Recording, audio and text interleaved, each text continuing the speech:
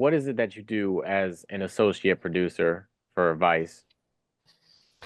Yeah, that's a great question, and I'm really flattered that you reached out to me because um, associate producers are, I think it's a very important job, and it's technically one of the lower positions on sort of the in the production hierarchy, but you are basically working alongside the producer, who is, for all intents and purposes, kind of the director of the documentary that you're working on together, and you're just sort of assisting them in all of the things that need to happen in order for a documentary to be made. So whether it's scripting, or it's conducting the actual interviews that you need to fill out the documentary, if it's um, working with them to find like the correct piece of archival to support the documentary, and then actually working on the logistics of licensing the archival. So it's a variety of things. There's a pretty major logistical component to it. It's also really creative because you're assisting in the actual scripting, and the entire visual idea of the documentary. You're helping sort of craft that, and yeah, there's really a lot that goes into it. So how did you get to be able to work as a producer for like NBC, Universal, Vox, and Vice? Like, did you know someone, or did you have a great resume? It, yeah,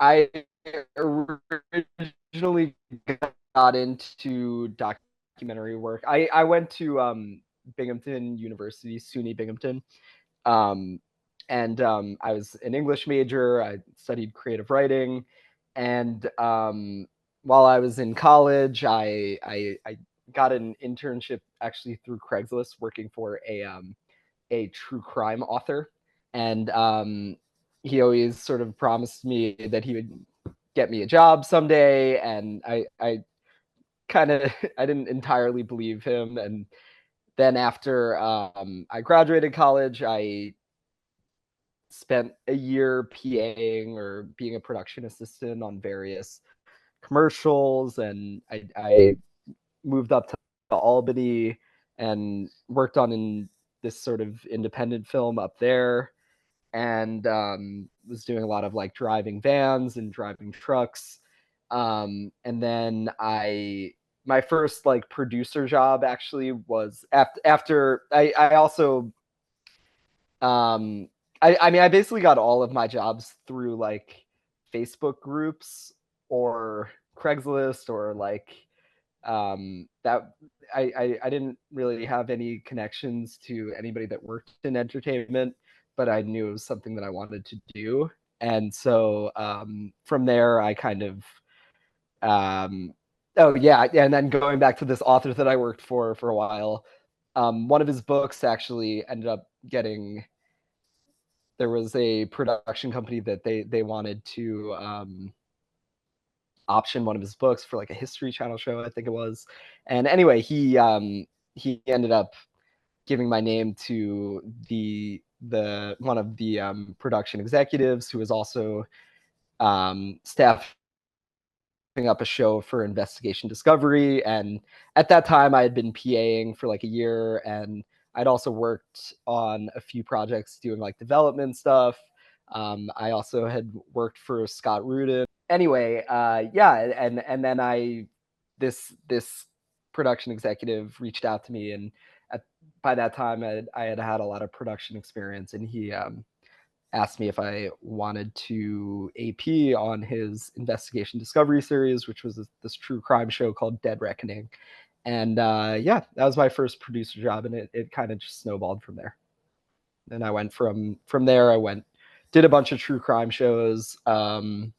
Did a documentary on the COVID vaccine in 2020 for Discovery Channel, and then I went to Vox and did a show for CNN Plus on tech companies, and then I went to NBC and did a show about the various generations. The episode I worked on was about the baby boomer generation, and then from there I always wanted to work at Vice, and so I was like hounding a bunch of people on LinkedIn who worked at Vice, and um, somebody accepted my uh, connected with someone accepted my letter or whatever the message that I wrote to them on LinkedIn, and then she passed my resume along, and then I spoke with um, um, one of the producers there and spent about a year pitching to this producer various story ideas, developing various projects with her, or various developing like different pitches and different ideas with her, and then finally a spot opened up on their Showtime series, um, which was really awesome because that was like a big dream come true. I always wanted to watch on their I always wanted to work on their Showtime series, and she told me that they had a spot open, and so I got to work on the Showtime series before it ended. So okay. And then I've been sort of at Vice ever since. I'm freelance, so I my contract they'll hire me for an extended period of time if they have a project, and then I'll go elsewhere for a little while, and then I came back to Vice, so I'm there currently working on a different project. So yeah. Yeah. So who are your greatest inspirations? Oh wow. Um, Man, that's that's a great question. I don't know. I mean, I would say like documentarians. I really like Michael Moore. He's definitely an inspiration of mine. Um, I really like. I mean, I really like Paul Thomas Anderson if we're talking like film, fiction, like feature length scripted movies. I think he's an incredible director, writer. I also really, I just, I really like this documentary called Mayor that I watched recently. I'm totally blanking on the name of the director, but it's basically about he like embeds with the mayor of Ramallah, which is a city in the West Bank, and I think it's like a really powerful documentary. All right, Would really want to work on something like that someday. man. So what do you enjoy most about your work, and what do you enjoy the least? I would say I I enjoy scripting the most. I really like, just sort of like opening up a script and opening up all of our transcripts and of all of the people that we've interviewed, and sort of just structuring out like, an act of a show I'm working on. I think that that's like the most fulfilling sort of. I think that like that's really when it all like comes together, because you've spent hours, researching who are the people that can tell the story in the most accurate and comprehensive and unbiased way, and then you actually do the interview. It's sort of like I've heard before in document. I think this applies to documentary work. I believe the quote originally is was sort of concerned with making actual fictional movies, but that the story is written for the first time in the script, and then it's written again when you shoot it, and then it's written again when you edit it. And I think that that also applies to documentary work, because you're like you have this general idea of what the documentary is going to look like, and you outline it out before in your treatment, and it looks a certain way, and then you actually get to reaching out to the people who can best tell that story, and then you learn that the original idea that you had in the treatment was wrong, or it was off base, or it wasn't the full story. So you start you know talking to your various sources and cultivating sources, and then from there you actually interview them, and there are all kinds of there's a ton of chaos that goes into actually interviewing people, and sometimes you don't get as much time as you want, or there are budgetary constraints that make it a sort of like limiting experience, or sometimes people just can't make it. So it's like um, just sort of when you're actually scripting and you're like sitting in front of the Google Doc and you're like, okay, I have my interviews, and now like I have an actual idea of what the story is here, and now it's just a matter of structuring it in a way that's concise and also truthful and unbiased, and taking all of the nuance into account, and then and you're also trying to structure it in a way that is like entertaining and that will actually resonate with an audience member. So I think that's probably the most fulfilling part. That I know that was extremely long-winded,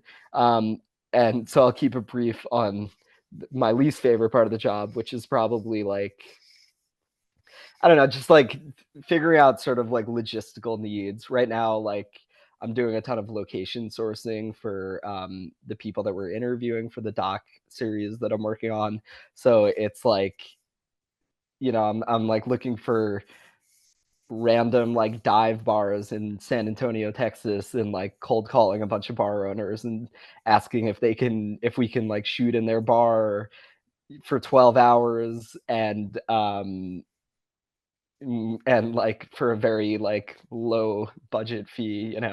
So I would say like the logistical parts of the job are my least favorite. Okay. And what what was actually the trajectory that you took to get the success you have today? Like I know you had you did a lot of Facebooking and a lot of Craigslisting. Like Yeah. what was uh, what was the path that really set you off besides the guy promising you that he was going to get a job for you? Advice. I think it was just that I think it was just that like I didn't really study journalism in a traditional sense, or media, and so I think that when I had sort of like entered the workforce, or when I left college, and I was very much in a mindset of I don't really know too much about this, and I'm ready to learn and put a lot of effort into it, and I'm also ready to kind of say yes to any job that I can like scrounge up and get, because I don't really I didn't I felt very inadequate, or like I felt like I didn't have the skills needed to like really do this kind of work. So I didn't have like an ego about it, and I was very much in the mindset of like say yes to everything, and um you know just taking any job and like really working hard at it, and learning from the people who are above me and who are managing me. And so I think being open to mentorship is a really important skill that I think is important for people to kind of take into account, that um a lot of the times you're going to be working for, especially in this industry, as a freelancer, I, have had a ton of bosses and a ton of managers and a ton of people who have sort of, looked over my work, and critiqued it, and I think just being open to criticism, being open to somebody else who has more experience than you, being open to like their mentorship, I think is really what kind of put me on that trajectory. And if so yeah, and just being willing to learn on the job. I see a lot of what I do as like a little bit, it's kind of like a trade, it's sort of like taught in a sense. Yeah. So yeah, I would kind of say that, I guess. So where do you hope your career will be in the next 5 to 10 years? um I That's a great question. I don't know. I would love to like um I would love to get into pitching and developing story ideas a little more. That's something that I found at Vice, which I really liked, which is that it was sort of it's sort of like a I mean, things are sort of changing now, and it's restructuring at the moment. So we're not all entirely sure what it's going to look like in a year or two, or even a week or two. But I would say that it would be like pitching projects and maybe hopefully directing or producing a story that I came up with, and I think that would be really something to aspire to. I don't know if that's 5 years down the line That's exactly, that's but that's that's a sufficient enough answer. Yeah. thanks, Richard.